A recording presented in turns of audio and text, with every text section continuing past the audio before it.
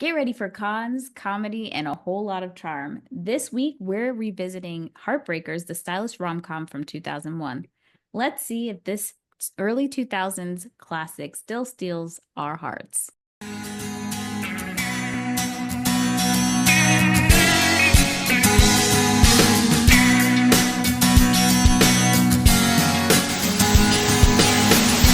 Welcome to the No More Late Fees podcast. I'm Jackie. And I'm Danielle, and we're just two best friends and ex-Blockbuster employees rewatching some of the best and worst movies from the late 90s and early 2000s. This week, we're going from mother-daughter scams to unexpected romance with 2001's Heartbreakers. But before we dive in, let's get into some housekeeping. It's like, is this the barbershop quartet version? Housekeeping. Housekeeping. I was like, wait a minute. Keeping it. If you love the podcast and you want to support us, here's a few ways that you can. If you love what you hear, help us out by leaving a review on Apple Podcasts, Spotify, or wherever you listen. Your reviews help us grow and keep the nostalgia going. And don't forget to subscribe so you never miss an episode. We've got plenty more deep dives into your favorite Y2K movies coming up. And if you're anything like us and you can't keep those hands still, check out Conquering for the best fidget rings on the market. Just head to myconquerring.com and use our exclusive code Jackie10 for 10% off of your purchase. And those of you who have purchased using our code, we're very excited. And did we mention, y'all, our good friend Nick is back? If you enjoy torturing him and loving him at the same time, then this is the episode for you. It's always good to be back. Hello. Hello, Jackie and Danielle. And Hello. And everybody out there who keep coming back for this shenanigans. I love that, like, a year and a half ago, you were like, when you do Heartbreakers, that's the movie I want to do. This was by request, which I love for us. I had honestly completely forgotten about that. Like, I was just like, because we had just done Life Aquatic together. Then you like hit me up like, oh, by the way, Heartbreakers, when are you available? And I was like, wait, what? Oh, let's go. Well, and you have another one at the end of the year. Yeah. Yeah. It's I cannot wait. So I think because I have a surprise for you for that one. Oh no. Oh no. Oh God. Okay. I don't know what the surprise is. And now no. Great. I'm not gonna sleep for like 8 months. This is cool. I'm so excited. But I think by the time 2025 is done, you will have officially been the most featured guest on the No More Late Fees podcast. Yep. Ooh. We don't have the money for 5-timers jackets, but maybe we'll send you like a nice friendship bracelet I can make or something. Yeah. I'll get one of these soccer rings. Yes. Well, if you want to learn more about Nick, check out his previous episodes of Monsters, Inc., Clerks, GoldenEye, and The Life Aquatic. Plus, you won't want to miss this week's bonus episode where we rank our favorite J-Love movies. Danielle, what's Heartbreakers about? Heartbreak, you got the best of me. Heartbreakers follows a mother-daughter con artist duo, Max and Paige, who make a living scamming wealthy men. Love it. Until their latest scheme doesn't go quite as planned. What starts as another routine con soon turns into a whirlwind of love, betrayal, and unexpected laughs. The movie stars Jennifer Love Hewitt, Sigourney Weaver, Ray Liotta, Gene Hackman, R.I.P., Jason Lee, and Anne Bancroft. The movie was directed by David Merkin, written by Robert Dunn, Paul Guay, and Stephen Mazur. And you can watch it currently on Amazon Prime. But before we start, let's get into our ratings rewind. So you know the drill. Before we get into the movie, we'll reveal the rating our Y2K versions of ourselves would give. Then at the end, we'll see if our current selves agree with our initial rating. Our scale consists of would buy it again, The best would play on repeat, 5-day rental, would watch again. 2-day rental, Okay, but nothing to write home about. and same-day rental. Trash, straight up trash. So Nick, Yeah. what is your Y2K rating of Heartbreakers? Oh man. Okay, so we got to talk about Jason Lee for just a second, because like we talked in our last time talking about Live Aquatic about how like certain movies are made for like certain people. Like Y2K me was like ska music, skate punk, Vans Warped Tour, Tony Hawk's Pro Skater. Like that was me at 16. And Jason Lee has a background as a professional skateboarder. So he had like instant cred in my life. And then he also like, we also talk about how like, again, like, you know, super naive, hyper privileged, you know, baby Nick was like looking for ways to kind of be interesting and unique. And he had that like Kevin Smith indie movie cred as well. So I was like, I'm just all about Jason Lee, you know, that like at that age, like Y2K me was a big fan of Jason Lee. And you throw Jennifer Love Hewitt into this movie, I bought it and bought it again before I ever saw it. Like I was so in on this movie. Like it was made for me, and I ate it up. I was like, yes, please, more, please, thank you, please. Danielle, what was your Y2K rating? Oh, I've never seen it before. Oh, interesting. I'm just kidding. I owned it. Okay. When I had to mess with you. Fair. I don't know what you were probably watching wonderful movies in 2001, but I own it. It is on my DVD shelf.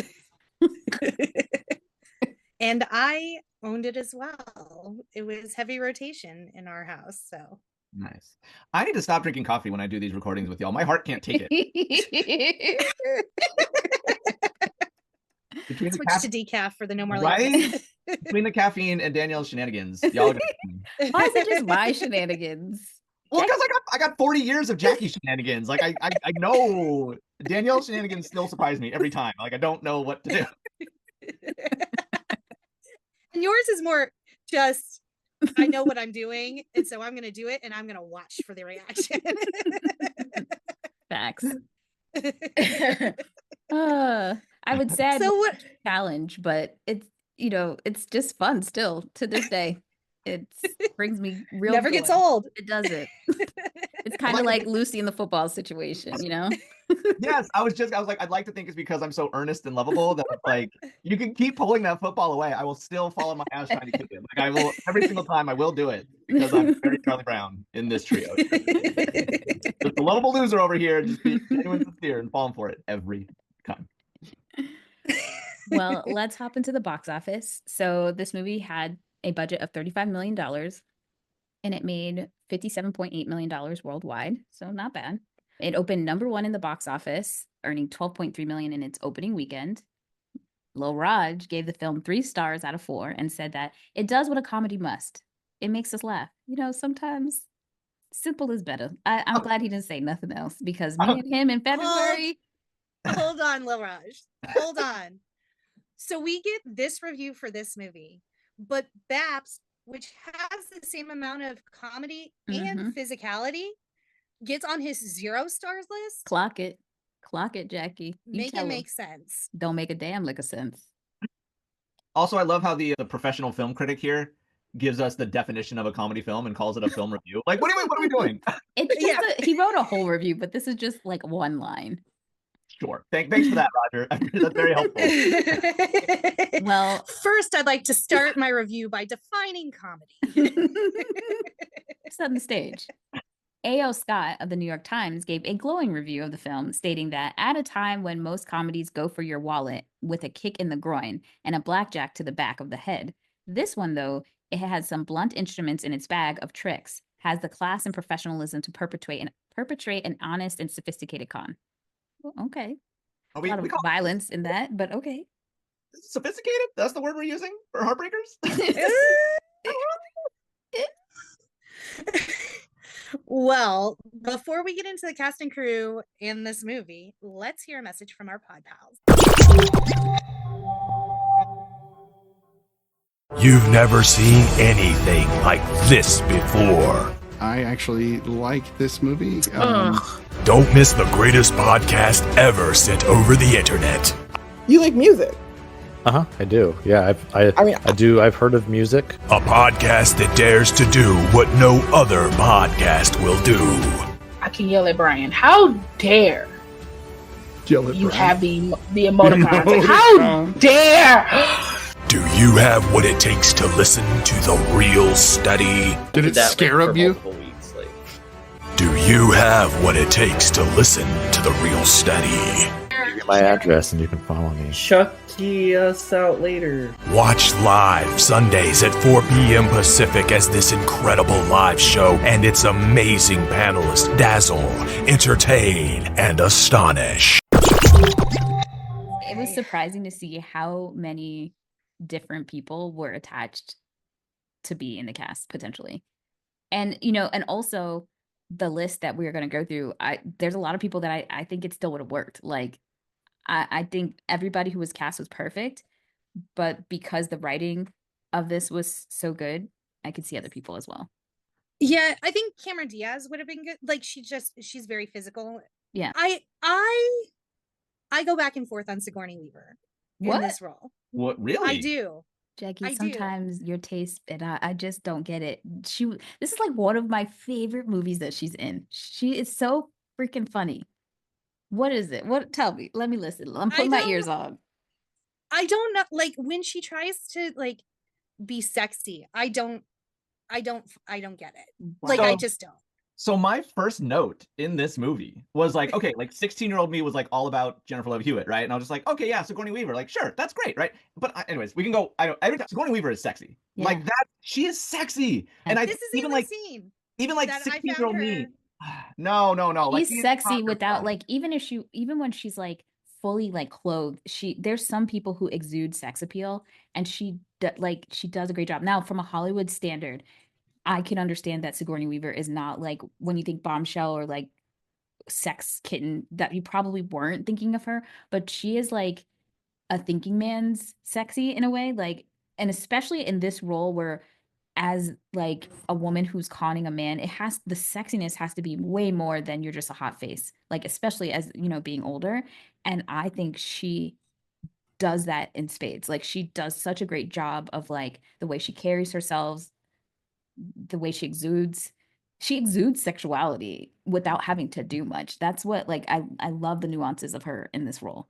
And she hits that sweet spot of like being sexy, but like holding it back, like being like exuding the sex appeal, but with like, you like know that she's always withholding like there is more in the tank for her, but she's not going to give it to you. And there's something really like alluring about that as well. Like the way she kind of hits that sweet spot. I think, yeah, Jackie, cold take. There's gotta take that. And I think what makes it even better is the cold contrast to Jennifer Love Hewitt, and her being like the youth of beauty, right? Like, now that I'm older rewatching this and that scene where they are going back and forth, it's not like, I think when I was younger, it's hard for me to imagine that the guy would even be interested in the mom. And they kind of play it that she starts coughing, but I think she could have taken her because she has the experience, and it's just like she knows men and understands men in comparison to when you're young and you're just like, you think men only want you for your body, and she understands that there's a whole wealth of things to nag a man. And like, I don't know.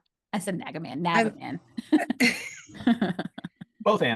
Yeah. We know what you mean. I'm standing firm in my opinion. So I'm going to tell you it's wrong, Becky. I'm sorry. That's like, fine. Sit there and be wrong in your wrongness. Just physically, yes, I get it. Like, she is maybe not like the most beautiful, but even in what's the other movie that we love when they're in space with Tim Allen? Yes, Galaxy Quest. Galaxy Quest. The most that she does, like, she has a skin tight outfit on and she has that blonde wig, but just something about like her aura, it's just, I could see she pulls. Yep. Yeah, I'm on with Danielle on this one. I think Sigourney Weaver is an excellent choice because she is, and I think like there's a part of me like, so this might be getting like too much, like, but every time I come onto the show and I think about how like little things, like I'm like when I go back and rewatch all the things that I watched as a teenager, like it kind of like makes sense about like, oh, like, why am I like a certain way? Like I'm attracted to certain people, or I behave a certain way, or I use certain language, something like that. I'm like, oh, there's probably like some formative things that I saw and I didn't realize that. But yeah, I think a part of me, like 16-year-old me, always knew that Sigourney Weaver was like, I was supposed to be attracted to Jennifer Love Hewitt, but there was part of my brain that was like, no, she's gorgeous too. She's like, there's There's some Sigourney Weaver's got something too, and I knew it like in everything I saw Sigourney Weaver in, except maybe Aliens. I don't think she was really sexy in Aliens. But yeah, she wasn't supposed. I mean, like nothing was sexy in that movie. Like if anything, but I mean, like even now that I'm thinking about it, even like the first Alien, there's a scene like for some reason, whatever, because it's Hollywood and they're women, like she's just walking around at the very end of the movie, she's walking around with no pants on in the tank top. Yeah. Yeah, and it's like and but like she's always been sexy, but it's just never been. It's always kind of had that sweet spot. Anyways, enough about that. Sigourney Weaver is a good choice. Jackie, you're wrong. Well, back when the movie was supposed to start filming in '97, it was supposed to be Alicia Silverstone, who was going to be Paige, Angelica Houston, who was going to be Max, and Doug Liman, the director of Go and Swingers, he was set to direct. But as time passed, they switched everything. We got Jennifer Love Hewitt, we got David Merkin as the director, and obviously Sigourney Weaver. So the problem with that is like I think Alicia Silverstone could have been perfect for that. She would have been fine. Angelica Houston, she has the capabilities. I just couldn't. I don't know how I would feel about the two of them going back, like being mom and daughter. Like I can't see that one. That would have been interesting to me. Christina Ricci and her again would have been cool. But yeah, not Alicia. Yeah. No. Cameron Diaz, Sarah Michelle Gellar, Jennifer Aniston, and Alyssa Milano were all considered for the role of Paige. I could see. Maybe not Jennifer Aniston. Yeah. Yeah. Because I'll say this every time I get a chance. I don't care what Hollywood tries to do. Stop trying to make me think that woman is pretty. Because she ain't. She got long hair and she's skinny. That's it. That's it. She's a funny lady. But tell me if you saw that girl on the street and she wasn't famous, would you even check? Like, would you do a double take as she's walking by?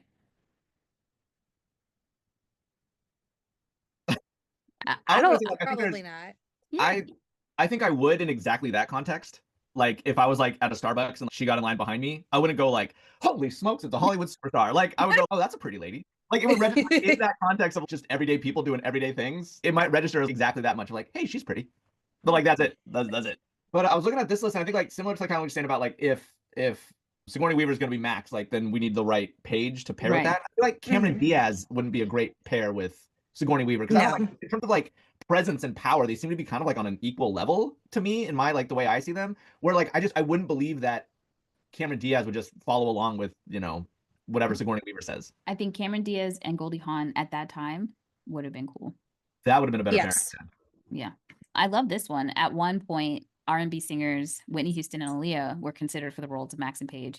I love that because that would have been epic. I think Whitney Houston was a really good actress considering like, it's a rare that people can transition from being a singer to an actress. And because she's such an amazing singer, it boggles my mind that she actually was a decent actress at the same time. But also because Angela Bassett and Keke Palmer had an interview a few years ago, and I think it was Keke who was like, they need to do another movie again besides A Killer and the Bee now that she's older. And she was like, oh my God, do you know this movie called Heartbreakers? I would love to redo that with us. And I would die to see the two of them do that movie together. Like, I wouldn't mind doing a race flip and redoing this movie with them. I don't care about anybody else. Those two, yes, 100%. That would be cool. Yeah. So, yeah, for sure. Who else we got, Nick? So we got some folks. We got, let's see, Glenn Close, Kathy Moriarty, Cher, and Angelica Houston were all considered for the role of the mother, Max Connors. I don't know, like some of the, like maybe Cher would kind of have that same sort of like sex appeal in a interesting and unique way. Yeah, I don't know. But we've already talked about this. I really think Sigourney Weaver was a great choice. On a strong choice there. Yeah. I think I lean towards Cher because I'll watch Cher in anything. Yeah. I think she was one of the closer ones to getting the role. And then I do like Kathy more. I don't even know how to say her last name. I do enjoy her as an actress. I do think she could have done a good job. And then like Alicia Silverstone and her would have been a good pairing. Yeah. I think it's interesting that who they had for instead of what's her name? Who is the friend? Barbara. What was the lady? Anne Bancroft. Bancroft. Yeah. Instead of her, it took me so long to get there. They had Mary Tyler Moore, Lauren Bacall, Ellen Burstyn, Cara Burnett, Lee Grant, and Judi Dench. I think the only two that I would love to see is Lauren Bacall and Judi Dench. Because I think Lauren Bacall could do that in her sleep. And I love me some Judi Dench. I think she's the white I Nana. did too. She looks like my Nana in my head. And it would have been that. fun. Yeah, it would have been fun to see someone like Judi Dench, like someone who has like real serious actor chops and not just comedy actor chops, to kind of just like, because it's not a throwaway part, but it's kind of just, it's almost like a cameo, right? Yeah. And so to see Judi Dench do like a comedic cameo would have been kind of fun. That would have been cool. Yeah. Nick, what about the guys that could have been Jason Lee's character instead? So we've already talked about how much I love Jason Lee. We got a whole host of folks. Norman Reedus turned it down, but also Paul Walker, Nestor Carbonell, Will Smith, Taye Diggs, Keanu Reeves, Johnny Depp, Ryan Reynolds, and Stephen Dorff were all considered for Jack. Like, I don't know, that is such a list of like just hunky leading men that like I feel almost too hunky. Like it would have been like unbelievable that he's just like hanging out in like, hanging out in South Florida, like running a bar. Like I don't know. It's too much. That would have been too much. I think Jason Lee. How do you guys, okay, so, a lot of people say that Ryan Reynolds and Jason Lee, same font, different characters kind of vibe. Like, honestly, when they said it, I was like, I don't think so. But when you look at pictures side by side, yes, they look similar. And their voice and cadence and how they say things are very similar. Like, honestly, Nick, I think Jason Lee's funnier and doesn't play the same person all the time. Like he has a little bit more range than Ryan Reynolds at times, just by a smidge. And it's probably because there's just some movies that I really like that he's done. But yeah, I don't think they're that different. I mean, that's fair. I think like I'm thinking of like Ryan Reynolds today, like Deadpool Ryan Reynolds, and that sort of, I don't know, shortless, muscly, like that kind of persona. But yeah, I think you're right. Like looking back like 20 years ago, yeah, they were. And I'm like looking at this picture, I'm like, oh, I see it. I can see Ryan Reynolds in that role. Yeah, that's fair. But like the other ones, I don't know, like Keanu Reeves and Johnny Depp are too smoldery, right? Like Taye Diggs is just too like hunky. Like the man's just too gorgeous. I don't like it. It's pretty. Yeah. Like, I don't. Keanu Reeves. I mean, I'm always gonna say yes, but like I'm just always gonna say yes. I don't even care. Like Norman Reedus out of this whole, because they were going for, and I think they nailed it with the like everyday man. Like, so I think they casted the role of Jack perfectly, but I think out of this entire list, Norman Reedus most closely like aligns with that everyday man aesthetic. You know who would have been a good choice? Thinking of that, I know you've talked about this previously in the podcast, is James Marsden. I feel like James Marsden is a good pick of just like the yes. But back then they like, because he's so pretty, he said he had a hard time getting roles because they just thought he was too pretty. And if they were going for everyday, I don't think he would have fit for. He's got that everyday personality. He kind of plays an everyday role. But yeah, he is really pretty, isn't he? Especially back then when he was younger. Now that he's gotten older, it's like kind of working out for him because he's aging gracefully, but he's, kind of takes the edge off. But back he was then, like in the Tom Welling category of pretty back then. I'm so mad Tom Welling changed his teeth. Like, I love that his teeth were a little off. And let's see, Ray Liotta's role as Dean was originally written for another actor, but he made such an impression that the filmmakers knew he was perfect for the part, which he was. So perfect. No notes. So I think this is besides Karina, this is probably where I actually saw him in a movie and thought he was attractive. Yes.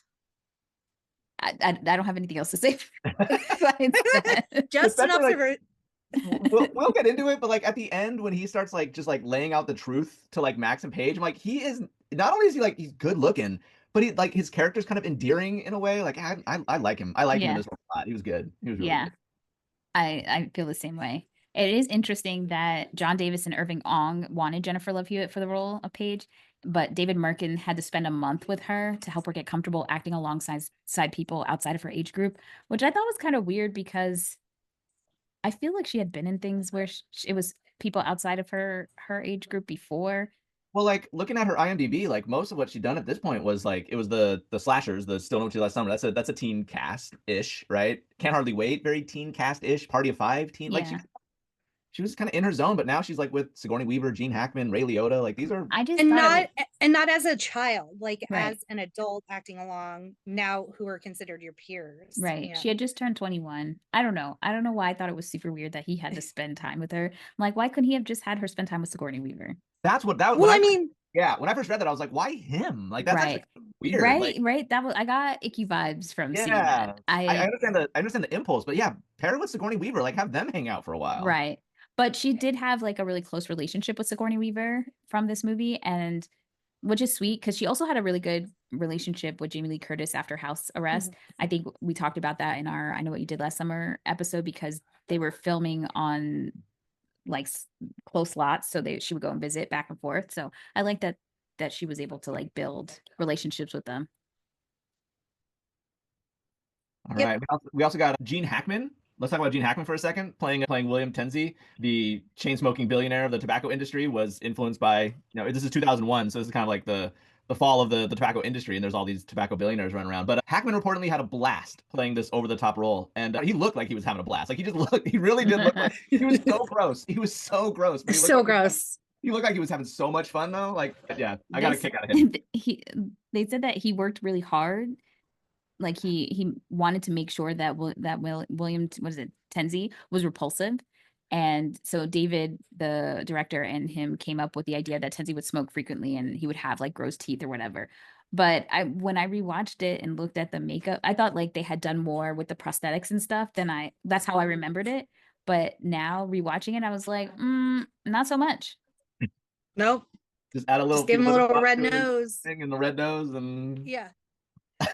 I thought it was interesting because I saw a recent interview with Bill Murray, who was asking about Gene Hackman in the Royal Tenenbaums, and he said that like Gene did not get the vision that Wes Anderson had, and was kind of like, why am I here with these people every day? And it wasn't until he saw the movie and he was like, oh, okay, that kid knew what he was doing. So it's just interesting to hear that he was like all in on Heartbreakers, but then Royal Tenenbaums, he's like, what the fuck is this? Heartbreakers made sense. Wes Anderson out here catching strays for no damn reason. Y'all are I think this was easier to follow. Let me love Wes Anderson films, okay? Just leave it alone. This is the Heartbreakers episode. Leave it alone. Well, we will get to Royal Tenenbaums. Obviously we have to. No, you won't. You won't get to Royal Tenenbaums. Get out of here. We're going to get to that faster than any other Wes Anderson movie. It's the only one I actually kind of liked growing up. So it's probably the only one I've ever seen. Let me fix that. Yeah. Anywho.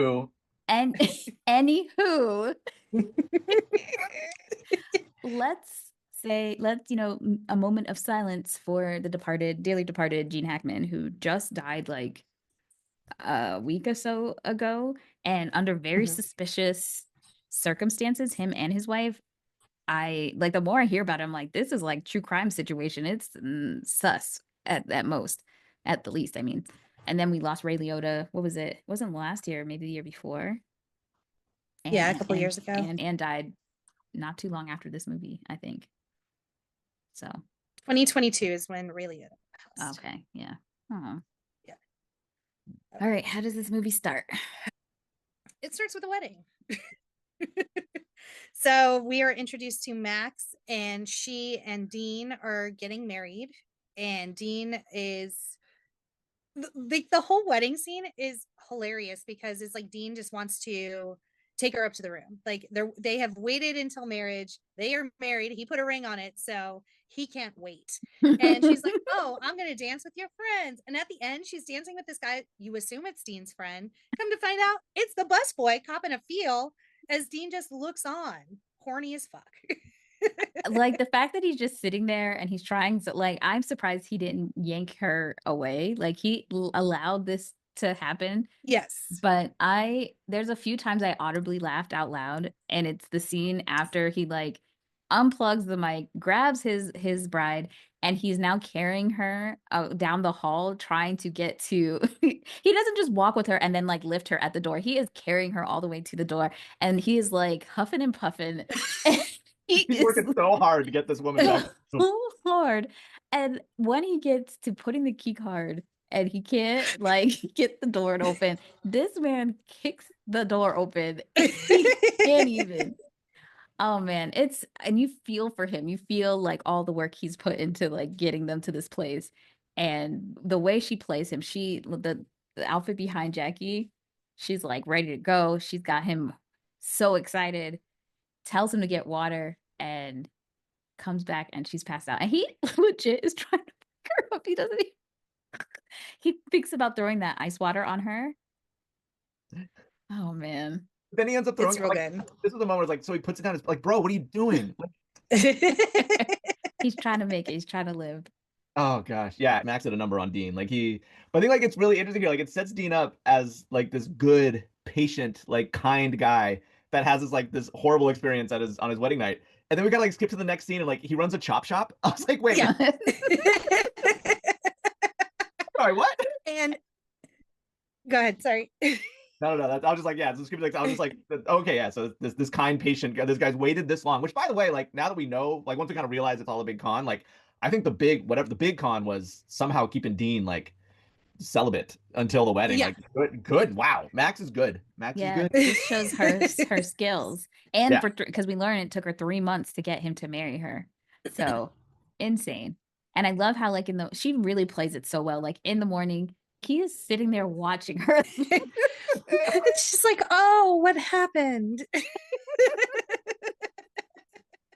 Oh, And then we find man. out he as a wedding gift is having his team prep a car for her, but he's still horny, so he goes upstairs and his assistant is Paige, played by Jennifer Love Hewitt, and she's wearing a t-shirt. That's how Yeah. short that dress feels, essentially. Yeah.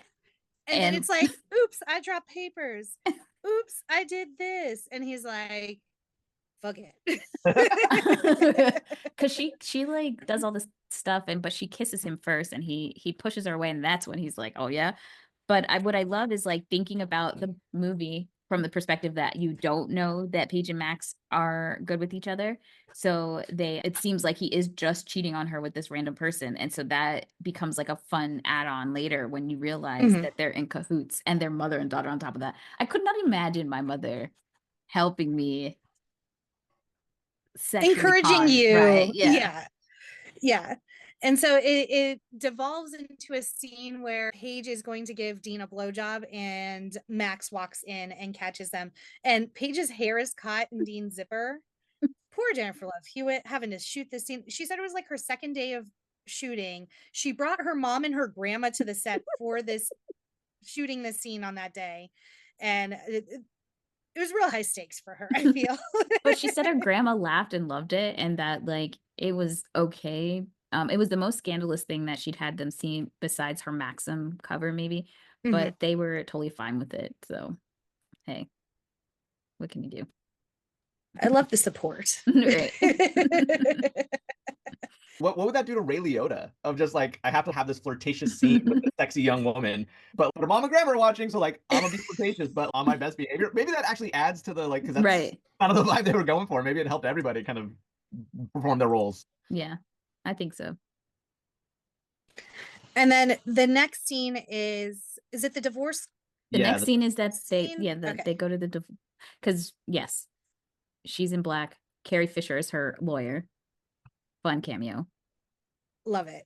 And Love to see it. She is divorcing Dean for $300,000. And I mean, we find out this is why she picked him, because his line of business is unethical and not legal, most likely. So she knows he's going to give her the money and not want to take it to court and just instead have mediator kind of get this done. And then after this is when we see her with Paige and we realize that they're mother and daughter and how they're living their everyday life. Like, I would have watched this movie just to see them scamming. And they did this, like, this was of the times, because this guy comes up, they're at a gas station. Paige comes out of a taxi. She meets her mom. There's a man ready to pump his gas, and Max kind of pulls him to the side to ask him questions about a map, and Paige steals his credit card so that they can pump their gas. I mean, you just got $300,000. Sometimes I feel like they were scheming for scheming's sake. Like, nothing, like they had money. So come on, y'all. This is getting a little ridiculous. And like at lunch, Paige has finished a whole ass steak before you realize that you have glass in your salad and complain. Come on. I think, especially one of those high class establishments, they just want you to be like, they don't want that to even be a rumor, so they're like, okay. But yeah. And this is the scene, like, so they steal the guy's credit card to get gas. They go out to lunch or dinner, whatever, and Paige pulls out a deck of cards and a cigarette, like at the table of this classy establishment. It's just like kind of a weird like character development here, where it's just like, okay, like you are two like real savvy like con artists that are really like like fast and loose and kind of just like, just scheming and quick thinking, and then like, but also you're like a fucking child. Like who does that? Who like pull out a whole deck of cards and start shuffling and stuff? I could imagine it relaxes her. You know what? Like when you say it now, I think about it. Like if Paige has gotten to a point now she's helping her mom with the cons per se, but maybe there was a time where like her mom would leave her at a hotel room, or like Paige was by herself a lot. I can imagine her playing with cards and keeping herself occupied while her mom was hitting the streets or whatever. But she was supposed to like do different card tricks throughout the movie, Mhm. but she broke her finger, and so that was the only one she was capable of doing while shooting. So I think it was supposed to be like a running thing that she was really good with cards, right. They said the card handling that she did was taught to her by a stage magician, Ricky J. Like you said, she learned more tricks, but she wasn't able to do them. So that's pretty cool. It makes me think of like Ocean's 11. Yeah. Speaking of like of Paige being younger and kind of being alone in a hotel room, this scene kind of made me think. So like this is the part of the movie we get Max is telling Paige like, how much do we get? And Max says they got 100,000. Like she lied by 60%. And I think it's because Max needs Paige. Like she doesn't want Paige to think we have enough money to be done and be good. She kind of needs to keep Paige in the loop, which kind of made me think, what was the con before Paige could like put on the gray dress and seduce a guy like Dean? Like what was Max running before her daughter was old enough to do it? Right? It's like, not that she doesn't need Paige. It's the same equivalence, I think, to a parent when your child is transitioning to go to college or leave the nest. Some parents are not okay with that it's hard for them to let go. She has been taking care of this kid for how long, and to let her go out into the world, I think she's scared. And we learn that later. It's the girl can con in her sleep. She don't need her daughter, but she wants her daughter. She wants to make sure she's okay, and she wants to protect her. That's fair. I think like at this point, I was thinking like she can't do it without her. But I think like as we get to know Max more, I think you're right that she needed Paige next to her because she's her mom and she wanted to protect her. Right. And I think it's also something Paige starts, is trying to believe that her mom is holding her back because she needs her for the cons, not realizing like it's more of a want. And Dean calls her out about it later on in the movie too, that like you can't protect her from everything. And she's not going. Sometimes I think parents, the traumas they have, they imprint it on their child. So here Max is afraid of men and that they'll cheat, and because she's been watching all this stuff, because that is what her mother experienced. And so she can't even envision that there's a guy who's not like that. Yeah, she drops the line. Conceive and leave. Yeah, right. So the line that Max drops is like, guys, if you fall in love with a guy, he's just going to conceive and leave, was the line she used. I'm like, yeah, she's just trying to protect Paige from the pain that she felt when she was younger. Yeah. So next we are at the bank, and the IRS shows up, who is Anna Bancroft in a cameo, and they are informed that their account has been drained and they still owe almost $300,000 in back taxes.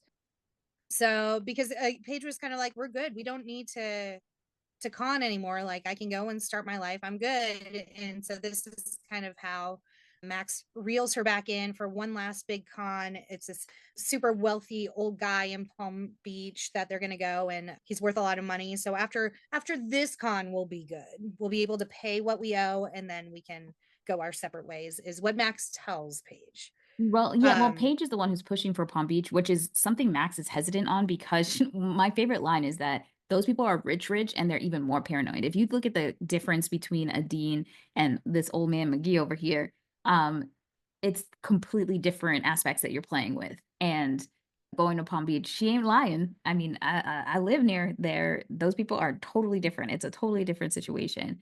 And then when they get like dossiers, it always reminds me of Princess Diaries too. And they're looking at the different guys for Mia to date. They're seeing the different potentials that they can go after.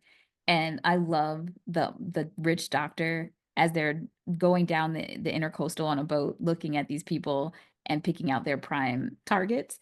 And there's a man with his mother, and Max goes, "Who's the old hag?" Like, it's his mom. Sorry, it's his mom.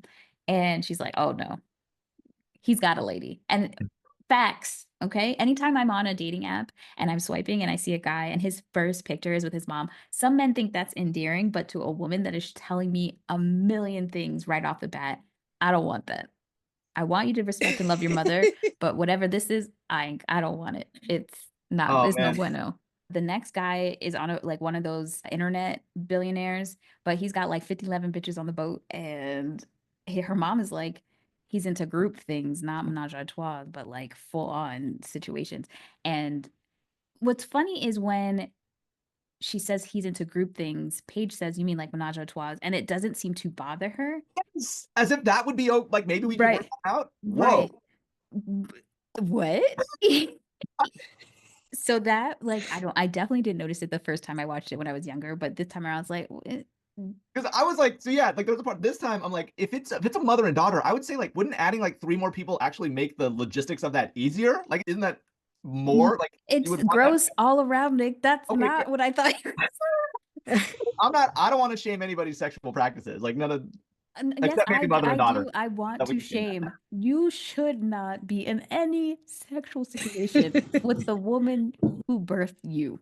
Also fair, but I'm also not trying to con somebody out of like hundreds of millions of dollars. Like, no, I'm sorry. There are lines, and that's one I don't ever want to cross. I don't want to do that. That's gross. We don't kink shame, but we do incest shame. Yes, that's nasty. Not dying on this hill. This is not the argument. I'm just like, yes, it is bonkers that she thought that a menage a trois was okay, but a menage a stank or whatever she said is not okay. Like that's weird. All of it is weird. A reminder. There was a few times in this movie where I was like, I love this movie, but what?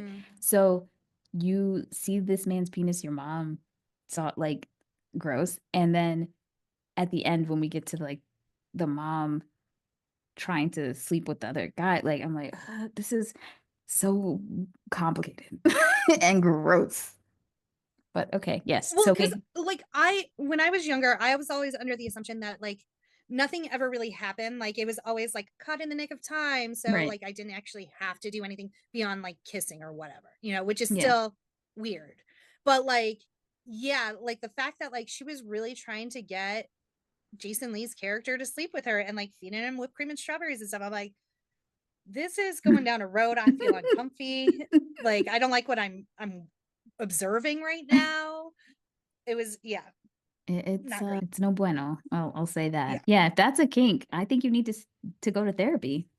Like Dean said. Yeah, all of you people who are watching porn with like mom and daughter and stepdad and all that stuff, y'all need professional help because that shit is just the expressway to incest.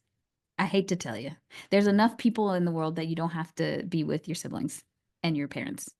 Okay. New fantasy, fellas. Yeah, please. Or a therapist. I actually think both and. Yeah. Both and. a new fantasy and a therapist. Both and.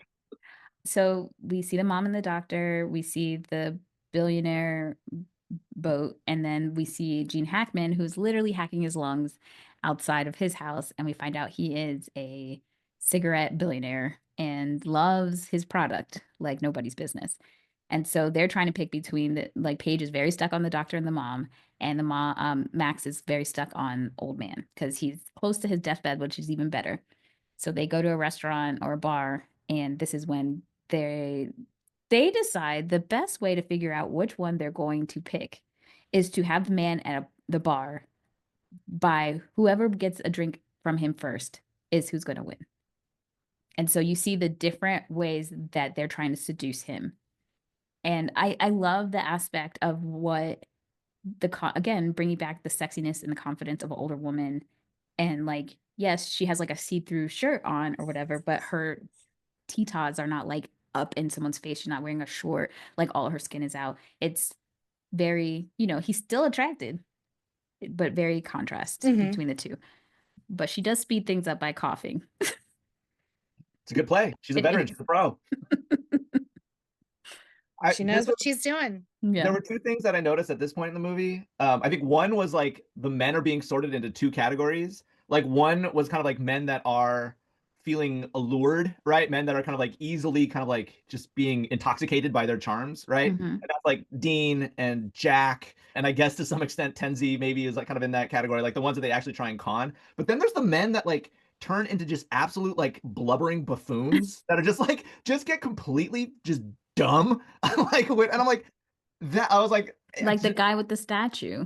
Yeah, exactly. And I don't know, and Kevin Nealon in this spot, and like the ballet, like we're just gonna see in the next scene, like they're just like, I don't know, Jennifer Love Hewitt just walks up to somebody like I don't like, what What are we doing? Nick, if that was you, what were you gonna do? Probably. I mean, Exactly. but there's a level though. I would be like just I would just probably just be mute. I'd just be like, oh my god. Oh my god. But I wouldn't just be like fumbling, dropping my hand, like forgot how to walk. And I would like to think I'd be a little more Jason Lee and a little less bumbling buffoon. Because yeah, it was like they were laying it on pretty thick with some of these guys. Like, oh, but I get it. But the other thing that I noticed was like I kept trying to go back and I was like, I don't know, maybe just my brain is weird. But like I was like, okay, on the one hand, I was like, we've got these really powerful female, really clever, smart women in this story, but they're doing these things that are hypersexualized and playing into that, you know. And I was thinking back to our conversation about Clerks and about how the way that men write women characters to be like the women that men want women to be. And I was like, but then I realized I don't think this is that. I think these women they have their own being agency. Yeah. Yeah, like these women are playing that roles of themselves. They weren't like written, the character of the movie wasn't written that way, but the characters in the movie know that character and they're like, if I do this, if I behave like this, you know, hypersexual woman, I can make men into bubbling buffoons and make them do whatever I want.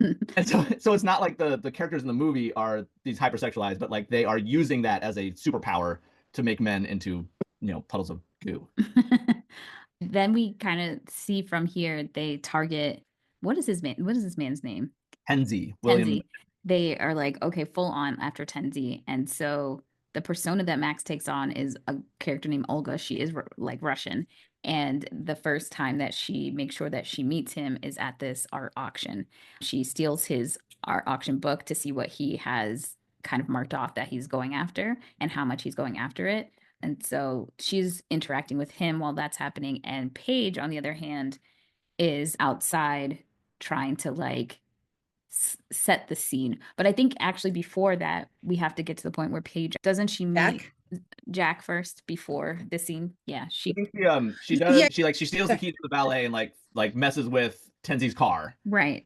And then once Tenzi's car is set up, then she bolts to go try and con the doctor because she's still in on the mama's boy doctor. Like she's gonna try and con this guy. So she runs down to Jack's bar to try and con this doctor. And she's set for a loop because the way when she's not conning someone, she thinks Jack is trying to hit on her and she's so not interested. She's very rude to him. And he's like, I'm literally the bartender. That is why I'm asking you for a drink. But he never gets really angry with her. It's almost like he is observing a wild animal in nature. Yeah. So I like that approach that he has, but then it gets to a point where I start to feel angry at him. Like, but then I remember that men love crazy women. They eat that shit up. I just have a question. How long a period of time are they in West Palm Beach? Not long enough for this man to say he loves her and propose marry her. Yeah, because I felt that. Like start to finish, we're talking a matter of weeks, maybe. Not even a month, because also they do a con to get into the hotel and they decide not just any hotel, the Breakers. The Breakers in Palm Beach is one of the most expensive high-end resorts in the state of Florida. Forget just in Palm Beach, in the state of Florida. And they had a hard time even just being able to film the scenes there, first and foremost. So they do like a trip and fall situation. We see that nasty pedophile man, Jeffrey Jones, who plays the manager or whatever. So they have a suite. And what I don't understand is after the slip and fall and they're trying to like get this comped room, Paige is running around the streets fine. So are they not seeing that? Because the scene behind me in my picture, at some point they're like walking around pretending to play it up so that they can stay there still. But I'm like, yeah, the Breakers is not letting them stay there more than like 2 weeks. So this man has told her maybe 2-3 weeks that he loves her. Well, because at first they're like one night, we'll comp you one night is like the first thing. And then also in that scene where she falls in the lobby, that's where she broke her finger because Jennifer Love Hewitt did all her own stunts. And so she fell onto a rubber mat, but apparently broke her finger and couldn't do card tricks, which is sad. I bought it. That fall looked real. I was like, oh. I wonder if the Breakers gave her a free room. Maybe. So yeah, while Paige is in the bar, she's trying to fend off what she perceives as the bartender hitting on her. But then also Mama's boy walks in. She sees a sign for, because like he's not even looking in her direction. No, he don't give a damn. She's in a hot pink mini dress, titties out, and he's just talking to his mom. not the time of day. He's just staring off into space. Like her mom hasn't even walked in. Like, and at one point, so she's like playing with olives in her mouth, like all hella seductive and everything. And then like he gets up and she's like, like, oh, okay, this is it. He sees me, walks right past her to meet his mom as his mom walks in the door. And this is the point where General Hewitt chokes on an olive and needs the Heimlich, but Doctor isn't coming to save them, but it's Jack. No. And she spits it right in his eye. And the man screams, the retina is detached. I'm like, aren't you a doctor? Like, shouldn't you wouldn't you know if your retina's detached? You're fucking insane, man. What do you It was just such a weird thing for him to go to that bar. Like, I can't imagine him, like someone that rich, going there like out of the norm, and you know. And the mom comments on it like, where do you have me like going? When she walks in, she's like, what the fuck is this? And then he gets his retina detached by a rogue olive. Right. Also, Jack has these two friends that work at the bar with him, and it's Sarah Silverman. We don't have to say anything else about her. Just want to say, no, I gotta say it. I think this is our first Sarah Silverman movie. I think. No, it's not. What other movie was she in that we did? Evolution, where you. Oh, I did. Oh, I already said. Okay, yes, I fucking hate her. I think she is a despicable, racist human being. Her and Amy Schumer, same level of hate that comes from me for both of those bitches. And every time they're in a movie, I'm going to continue to say this: racist, disgusting. There was no need for her to be in this movie. I don't know how she's in movies. She's not funny and she can't act. There's nothing that she adds to anything. Zach Galifianakis, I don't know why he was there either. I don't either, because we didn't utilize him in this movie. No, not in the slightest. I was like, the only thing that Sarah Silverman added to this movie was some very obvious exposition of like, oh yeah, he's the boss. He owns the bar. The dude's kind of loaded. Like, just okay, give her 2 lines that explains Jack's whole character. Okay, great. Thank you for that. Yeah. These roles have gone to day players. Yeah. Yeah. She also gave the exposition like, oh yeah, like someone offered him 1.5 mil for the bar. Like, why are you telling this strange girl that like people want to buy the bar from him? Yeah, everything's gonna be Gaps and Starbucks, right? It's like, yeah, let's start a conversation. Like, hey, stranger, I don't know you. The whole world's gonna be Gaps and Starbucks. Like, what are you doing? It's crazy that Paige chose him as a mark when it's kind of like that's what he's valued at. He doesn't have liquid cash. You would have to get that money if he sold it, and that's if somebody wanted to buy it. Yeah. Just amateur hour over here. You want to know how to run a con? Talk to Danielle. Yeah. If you want to know if someone's rich, if you want to know if a man is rich, you look at their shoes.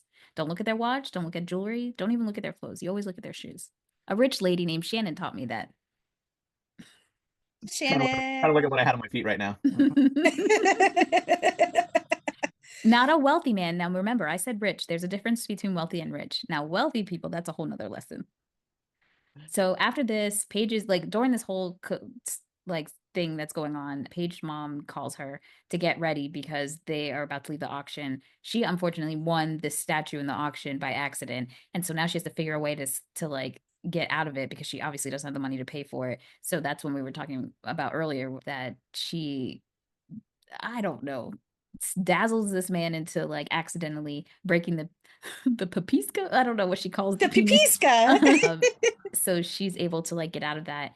Max tells Paige, don't forget to take, because they literally have those stakes that you put in the road to blow out someone's tire. So her mom's like, don't forget to take it out. And I felt that moment because my mom and my grandma always do this. They're like, I'm an adult now and they're still telling me like the smallest, stupidest things. And I'm like, I obviously know how to do that. But okay. But she does not take the stakes out because unbeknownst to her, what's his name? Jack is following behind her because she has left her purse. So his tires get messed up. He hits a tree. She's trying to deal with him. Then she sees old man coming down. He crashes into Jack's car and she doesn't have enough time to take the stakes out. So they roll down a hill. The mom crashes into the old man's car. And what I love is that she doesn't let it stop her con. She gets him out of the car, hits him in the head because she's like, you have head trauma, and takes him to the hospital on the rims of her Mercedes. He's just like, your tires are flat too. And she's like, it's fine. And like just sparks flying as she drives down the road. But while Max and Tenzi are up on the road, like Jack and Paige are down the hill, right? And Paige is trying to keep Jack down there. And Jack, of course, being Jack, is like, I gotta get up there. I gotta help. Like they might need some help. We gotta figure this out. And Paige is like, like, oh, but I'm hurt. And Jack drops the line like, you're not. Nothing can hurt you. This man, like, I don't know. I love this character. I love Jason Lee. I like that zinger #1 for me. Like, I don't know, that line. It was nice to see him in an endearing role and not like as sarcastic as he normally is in most of his roles. So it was really cool to see him kind of like sweet, but also like sweet, but not fully dumb. Like he was aware but something was going on. He knew that she was lying, but very intrigued. It's just like he was just intrigued. He wanted to know what was behind all of it, but it's almost like he knew her even when she was trying to hide stuff, which was pretty cool. And he wasn't the bubbling buffoon. He was like, I'm interested in this girl, but I'm not gonna totally give myself up to be interested in a girl. He makes out with her. She leaves him. She's always going in and then pulling back and then making it seem like he's some sort of nasty man or something. And he's like, well, I don't understand what just happened. So this is the moment where like I think 16-year-old me was like, or like 40-year-old me now was like, I can kind of, I get it. Like if like the smoke show that is Jennifer Love Hewitt in like kind of a crazy flip of the brain, like just has a huge kiss on me. And then it just like, and then after that, just like, get away from me and runs away. That would be like so burned in my brain. Like, that, like on a loop, like, what the fuck just happened? Like, there was a part of me that's like, this guy is so dumb for following this girl. Every time she shows up, he's like, hey, what's up? But I was like, actually, I kind of get it. If a Jennifer Love Hewitt did that to me, I'd be like, okay, I can't stop thinking about this until I figure out the hell's going on here. I was like, okay, I get it. She did a number on him with that kiss down there in the bushes while it's the ultimate chase. Like, I don't know how they have a relationship because she's gonna have to stay on crazy for him to like hopefully not lose interest because she can't be stable because she hasn't been stable these last 2 weeks the whole time. She hasn't been stable her whole life. No. I think what happens next is that they go to the hospital. Max goes to the hospital to go check on Tenzi. Yeah. And he is smoking everywhere. He don't care. He can get blown up at the damn hospital. And he tells her, you want the insurance money? And she's like, oh, I'm just coming to check on you or whatever. And she's like, I'm not going to sue. I love how he's like, Sue, you could win against my lawyers. And then we kind of get Tenzi is intrigued with Olga, Max's character, so he starts spending more time with her. They go to a Russian restaurant and he's like, oh, she speaks your language, and she's just like, oh, But I love that she like pulls out money to give the waiter because he starts asking her questions in Russian and she's like, duh. And he's like, I think he said something crude to her and she still said yes. So she gives him some money to like be quiet. And she tells Tenzi he loves the place that they're at because they can smoke freely at the restaurant. Yes. But she's like, let's get out of here. And as soon as they get up, the people on stage are like, oh, somebody from the home country, come sing this very famous Russian song. Starts dropping the names of like Russian places. Like, yes. It's giving. Then it devolves into back in the USSR.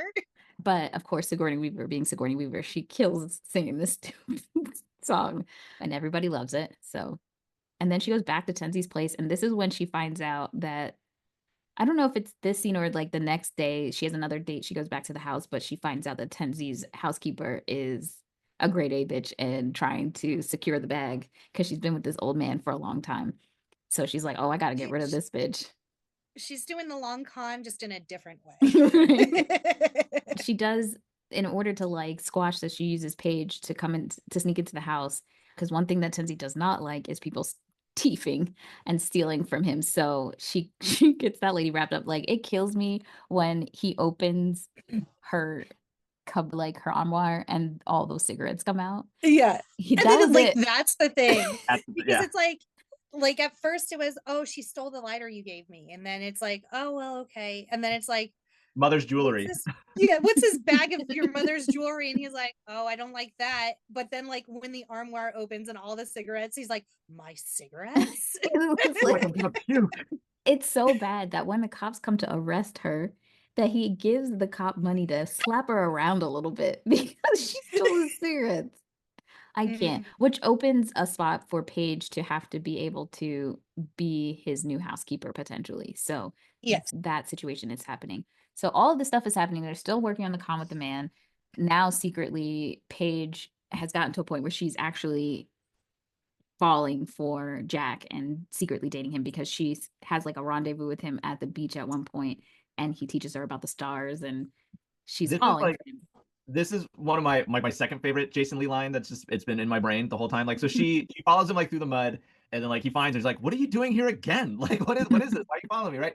And then she's like she pulls like very cleverly says like I'm an environmentalist like studying waste runoff. I'm like, oh shit, that's sharp, right? I'll make up a lie on the spot. But then she's like, what are you doing out here? And he's like, come on, I'll show you. And she says, like, this scene has been burned in my brain for 20 years now. Like she says, wait, you're not out here burying high school kids, are you? And he says, well, they egged my car. Like, I don't know why this cracks me up. Just like I just love it. Nick, I didn't know where that was going, and I didn't think that's where it was gonna land. But I'm not gonna. I love Jason Lee in this movie. Like he's so good. I'm not gonna yuck your yum, but I was really thinking we're going somewhere else with that line. It's just gonna be like alternate taglines for this movie. It's just I love Jason Lee in this movie. Nick Shivers. Oh man. So there's But I also like how he's like, I'm looking at the stars, and she's like, ooh, who? Like she thinks it's famous people, and he's like, no, like the stars up there. So this is the only time where I had a problem with the way Paige's character is written, because she's obviously super smart and super clever, but then like in this scene, she's acting so dumb. I think she's just letting her guard down. That I think is the difference. Like, let me tell you, when I'm dating someone and I'm actually comfortable with them, it's like my brain leaves. When you feel safe with someone and you don't have to think, yes, you can become quite stupid. I know I'm not stupid, but when I think it's kind of like a signal to the audience that he makes her feel a little bit not on top of her game. So that's where you see the shift of her like actually falling for him. So yes, she normally wouldn't be this dumb. She's done with her mother sometimes, you know? So I think this is like, she doesn't have to be on her P's and Q's, and he makes her a little off kilter. That's how I interpret it. Also, she's from the city. Like you probably don't do a whole lot of stargazing in the middle of New York City with light pollution. So it's probably not the first thing that comes to her head. And I'm a gossiping bitch, and I'm like, if we're on Palm Beach and you're saying I'm looking at stars, I'm like, yeah, bitch, who we looking at? I wouldn't even think like. Okay, that's fair. That's fair. All right, so I will retract my critique. Okay. I like this. That's good. That's good. Perfect. So then she has to rush home because she knows her mom needs to, like, her mom's gonna come back home, so she needs to run back to the hotel. And I don't know why she couldn't just be like she was hanging out or whatever, but her mom already becomes suspicious, and the next time she goes out, she follows her and finds out she's with Jack. All of this is happening while Dean is back in New Jersey breaking picture frames of Max because he misses her. And so then he decides that he's going to find her because the Mercedes title transfers. So he finds out where it goes, and he heads to Palm Beach to go get his lady. Yeah, and so like we kind of get this. Paige is hanging out with Jack more. They're going on his boat and spending time together. And then Max is kind of cozying up to the smoker. Why can't I think? Tensy's to Tensy.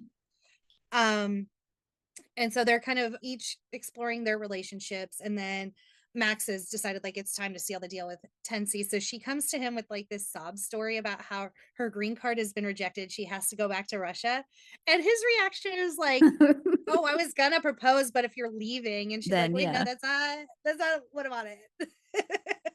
So she really didn't even need the extended con of the green card. No, she already had him. He already had a ring. He was ready to go because she's also told him that she's religious and is waiting for marriage. So she's helped him now to hire Paige as his British maid. But in a French maid outfit. Yeah. And he's ready to put a ring on it. He has one last choking fit and then like falls on the papuska, and he is now dead. So when Paige gets home, now they have to like try to figure out how to move his body. Then not housekeeping, the room service is coming in. So they put Paige and him out on the balcony, and somehow when the coast is clear, Max comes to open the door, he falls off the balcony into the freaking. There's no way they get away with this, because even when they go back to the house and have it look like he fell from his stairs, that fall from the staircase to how many floor building is like it's not happening. Foul play on that for sure. But okay, it's a movie, whatever. All this is happening. They're trying to get rid of the body, and guess who shows up? Dean shows up at the hotel, and he is needs like, his woman. I want you back. Let's do this. I want to be together. She ties him up. She's like, you cheated on me. He's like, I'll never do it again, whatever. She ties him up in the hotel so she can go move this body back to the house. I love that the actress from Jeepers Creepers is the housekeeper who comes in, and he finds out that there's 2 different wallets, finds out that where Tinsy lives. And so he's like thinking that she's a quote unquote cheat on him or pulling a con on somebody else. And he finds her with this dead body on top of her, and then finds out that Max and Paige both ran this scheme on him, and he is livid. He should have won an award for this scene where he's just like, y'all are sick, man. You both need therapy. Like, but he still loves Max. Like, he is still ride or die for Max, but he's like, this is fucked, but I still want you. He's so mad he pulls a gun, but I love that Max calls his bluff, and she's like, you may be a lot of things, but you're not a killer. There's no bullets in the gun. And he's like, I can't.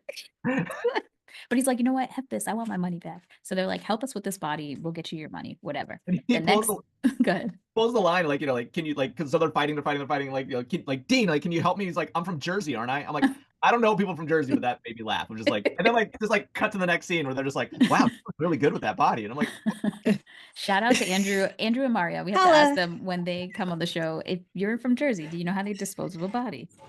Yeah. just want to know. I also love in the housekeeper negotiating scene when he's tied up, like at first he's just like, take a 20 on my wallet and be on your way, and she's like, and he's like, okay, a 50. And then once she mentions the 2 wallets, he's like, untie me. Like, that was the breaking point where he's like, shit's weird, get me down, I'll give you money.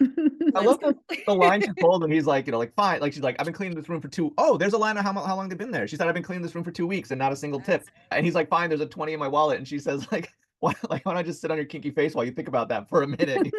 All right, I love that line. So now Dean is in on all of the conning from this day forward. Like, he is part of the family now. Well, that's because he's all in. He's all in because he wants his money. And that's because they go to the bank and they realize that the money is gone. Now, unbeknownst to Paige, she's like, we didn't have any money to begin with. And this is when we find out that Max has asked her pal, Barbara, who has taught her the con, that she has stolen all the money. So now they really need to con Jack in order to get the money that they need to pay back Dean. And so now they are pretending to be her 2 cousins, and he has proposed to her, but she keeps on going back and forth because she feels bad. Like, she doesn't want to do this to Jack because she's in love with the man, as her mother told her that she couldn't handle this, that you're in love with this guy. How could you not be in love with this guy, though? He's got he gave her the meteorite ring. Like, yes, I need some ambition in life, and he seems like he ain't doing much. Your daddy left you this bar. It looks dirty. It looks like a tetanus shot is needed, and I think you live in an apartment. Yes, it might be on the beach, but I need more. I need to see more. I need more. I can't live this life. A meteorite ring? Mama needs gold and diamonds. You're just a hate tank with a black heart, Danielle. Like, where's the sentimentality?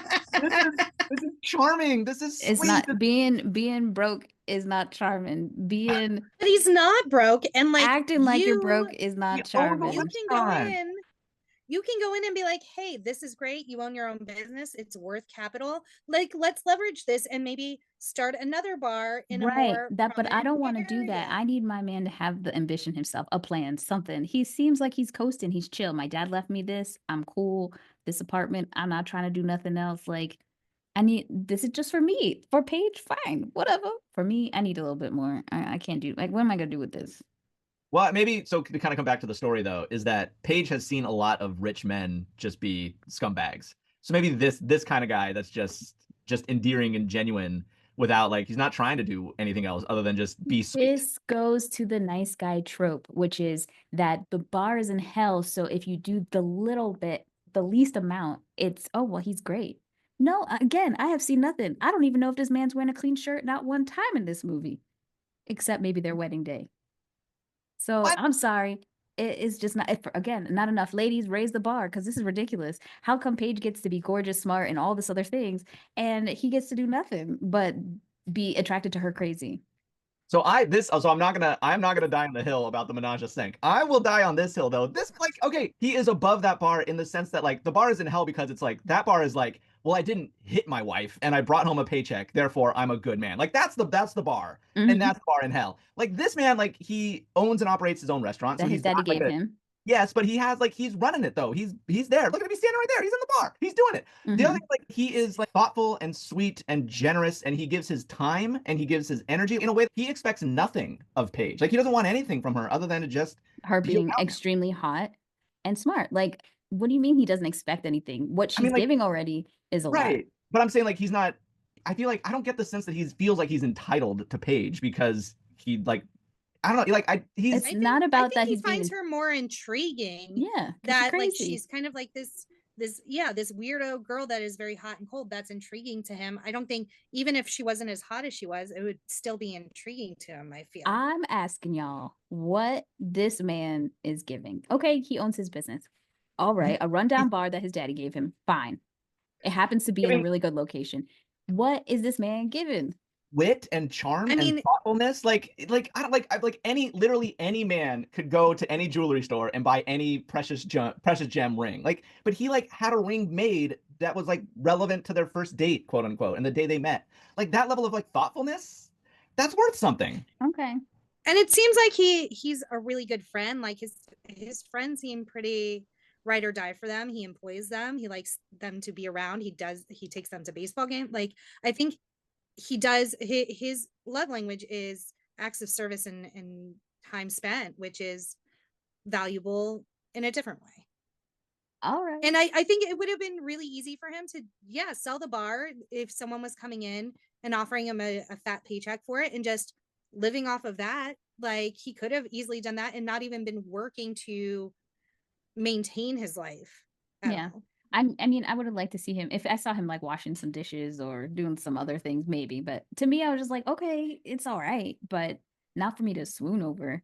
He's just in this capacity in this movie. He's just better than the rest of the a-holes in the movie. So that to me just means that the bar isn't like, Yeah, I guess like I think it's a contrast that works, I think, in this particular story because all the other a-holes, they will give her like they will have all the money to give all the gifts, and everybody keeps giving these women all these gifts that they want, and he's like, I'm not going to give you all the gifts you want. I'm just going to be present. I'm going to give you my time, and I'm going to give you my thoughts and my energy, and like that's something that nobody has given her before. Because the bar is in hell. But okay, Paige loves him. He loves her. 2 weeks. It's perfect. All right.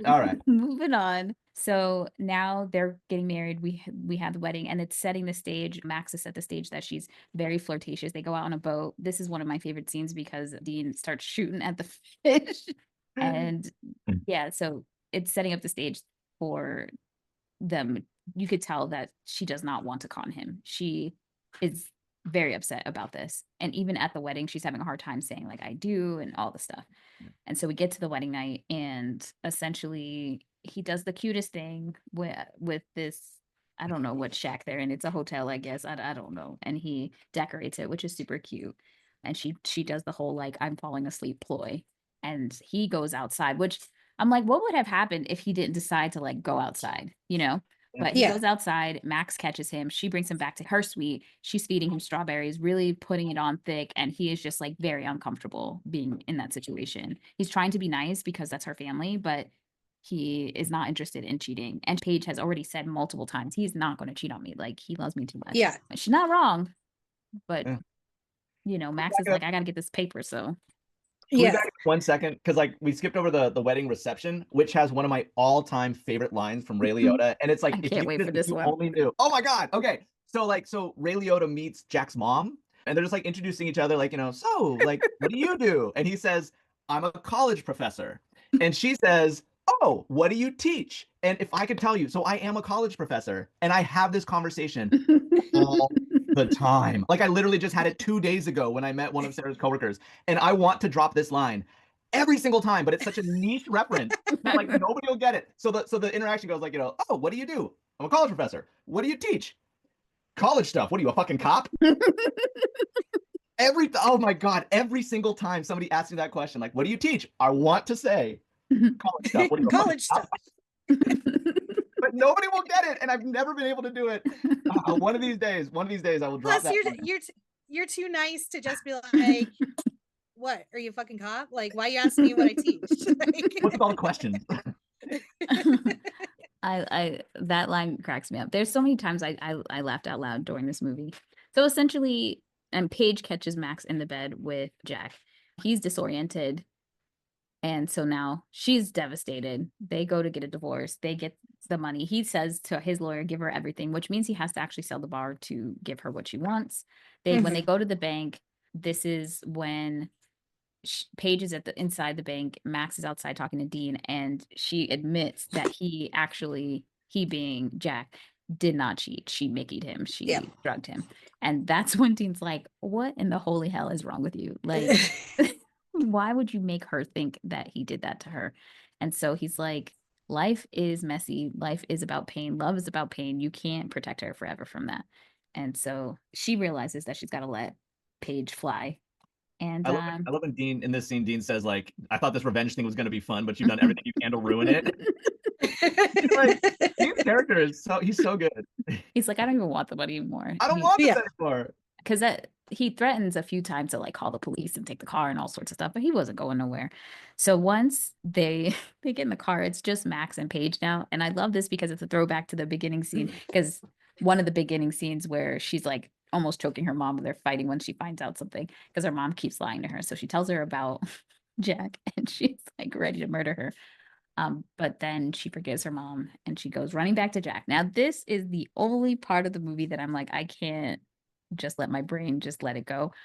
What you mean you just go and kiss him after the divorce, and you're telling me this man still wants to be with you after finding out you are a compulsive schemer and liar? You put me through the ringer. You made your mother Mickey'd me. You took my family inheritance from me. Yeah, and I think the last thing we see in their relationship is he says Jane something, and she's like, my name is Paige. And then it's like fade to black. Like that's we're just gonna end. Like that's it. That's it. So like that? I don't even know your real name, which means our marriage was not valid, which means I didn't even owe you this money to begin with. Yeah. And all you do is you walk in, or you have your friends throw you a surprise party. I'm there with the deed to your place, and I have soft wavy hair, which implies that I've changed my ways and I'm ready to just be with you. And you're like, cool, nice to meet you, Paige. End scene. Wild. Then we get an end scene because Max goes to Dean's room. They obviously still have it for each other, and she says, I just need you to do one thing for me, because he's like, I want you back, I want to be together. She's like, great. We're gonna no more conning, we're gonna have a respectable life chopping cars. But she's like, I just have one more con, because they got to get Barbara back. So next thing you see Max in the car with binoculars watching Dean con Barbara. And then that's it. That is Heartbreakers. We did it, y'all. Here we are. Yeah. Fun Has facts. anyone really learned any lessons in all of this? Yes. Max has learned to let go a little bit. And Dean is never going to be unfaithful, because she's already told him that any person that might come onto you, she may be working for me. So he's a one-woman man. So he's learned. Paige is not going to lie anymore. Everybody's learned lessons. What does Jack learn? And Jack's just vibing. Jack learns to Google a bitch before getting married. Just saying. Well, this was Anne Bancroft's last live action films. That was sad. Yeah. Sigourney Weaver, because she's a native New Yorker, didn't know how to drive, which made her so nervous while doing her scenes in the film. Love that for her. Sigourney Weaver believes she was invited to go to the Moscow Film Festival because of the scene where she was singing in a fake Russian accent. Oh my God. During filming of the kissing scene with Jason Lee, Jennifer Love Hewitt laughed for 30 minutes straight, while on Watch What Happens Live, Ray Liotta said that Sigourney Weaver was probably the worst on-screen kisser of all the actresses he's ever worked with. Why? You should take that Why to you the gotta put her grave. on blast? Right. Yeah. Take that to the grave, sir. But maybe that goes to Jackie's statement of her not being sexy. I don't know. See, I mean, Yeah. Jennifer Love Hewitt shared a statement to E! News about Gene Hackman's passing. She said, "I was one of the many lucky enough to work with Gene Hackman. He was light and talent and goodness. We will all miss you." So that was very sweet. It's wild to me, like thinking about actors that smoke for roles and like how much they have to smoke as a part of their roles. And so to avoid becoming addicted to nicotine, Gene Hackman asked the prop department for only herbal cigarettes. But the only problem was that they didn't generate enough smoke. And there was a ton, like there was a scene where Sigourney Weaver was like performing CPR on Gene Hackman and she came up and smoke came out of her mouth. Like the amount of smoke, whether it was like props or fake or like costume or whatever, like there was just so much smoke. But Gene Hackman didn't smoke before this role. Like he wasn't a smoker, but he smoked a lot in this role. I don't know why they even attempt herbal cigarettes, because every time we hear something like this from one of the movies, the herbal cigarettes never work. So it's just like, I don't know why they haven't learned to just go ahead and get the real cigarettes at this point. It's interesting because when Jennifer Love Hewitt was asked if there was a reboot of Heartbreakers, who would she want to play Max and Paige? And she said Jennifer Lopez and Jenna Ortega. She think they would be the perfect Max and Paige. I disagree because I still think it's Angela Bassett and Keke Palmer. But hey, I would just be happy to see another version of this movie at this point. I just can't see Jenna Ortega playing that. She's got to get a little older. I can't see her being seductive at this point in her career. It is wild to see like Ray Liotta in this comedic role. He was coming straight off of Blow and then simultaneously filming Hannibal as well as Heartbreakers, which kind of, I don't know, like I guess Ray Liotta's got range. Like he's got these like serious, sinister roles. And then he comes I don't know, like not a wildly different character, but just one that is like that same character, but just flip the endearing, charming, sweet switch. And then you get Ray Liotta in Heartbreakers, which he was, if not for Jason Lee, Ray Liotta stole the show. He is just light. I think everyone did amazing. Like it was a real ensemble piece for sure. From a fashion standpoint, Jennifer Love Hewitt, she kept all the dresses, but she didn't wear them after filming. And Sigourney Weaver felt that her performance was also enhanced by her extraordinary costumes. She called Anne Roth and said she had to do this film with her because her character was ageless. Also, the most expensive shot in the movie was when Jennifer Love Hewitt leaned against the car to talk to Ray Liotta near the end of the movie because it was cold on set. She had a white sweatshirt around her waist that was in the shot and had to be digitally taken out. That's wild. Like why not just leave it in? I don't know. Aesthetics, I guess. If you guys have any hot takes, didn't agree, agreed, whatever, you know where to find us at No More Late Fees on Instagram, Facebook, TikTok, Twitter, YouTube, Threads, Blue Sky, everything. But if you're going to come to the comments and say that Jack was a mediocre man, I'm going to come and fight you. I'll meet you there. Jack is a delight. He's a kind and good man. He is better than that. I don't want to hear it. Well, Nick, why don't you tell us what your present day ratings are? I would be surprised if it was anything other than. I mean, honestly, in watching it again, maybe 5-day rental. I don't know. Like, it's definitely worth watching. It's definitely enjoyable. There were parts of it that I felt like didn't quite hold up in a way that I remembered it, but it's still not even just for the nostalgia factor. Like I think it is still a good film. It is still very funny. There's moments where I laughed out loud. I would recommend anybody, if you haven't seen it yet, go back and check it out. It's worth watching. But 5-day rental, I think for me, that's solid. It's solid. It's still really solid. I as well will go 5-day rental. I similarly laughed out loud and it was entertaining. It was well acted. So no notes. It would still be a would buy for me. I liked it. Fair. Well, if you have any opinions and want to hit us up at our quick chat, 909-601-6653. You can twat us at the Twitters, have us at the Threads, Butterfly in the Sky at Blue Skies, and you could be featured on a future episode. And, Jackie's birthday is coming up, so send us a shout out and wish her a happy birthday. And join us next week for Jackie's birthday episode as we join multiple Michael Keatons in Multiplicity. I say I'm excited for next week's episode, but I'm really excited for Multiplicity. Nick, thank you for joining us yet again. It is somehow always a pleasure. I am anxiously awaiting this special surprise that's coming with my next delivery. Yeah, I have no idea what's going to happen, but I cannot. I'm waiting with bated breath. Oh, until next time. Until next time, no more late fees. It's been a pleasure. And as always, be kind and rewind.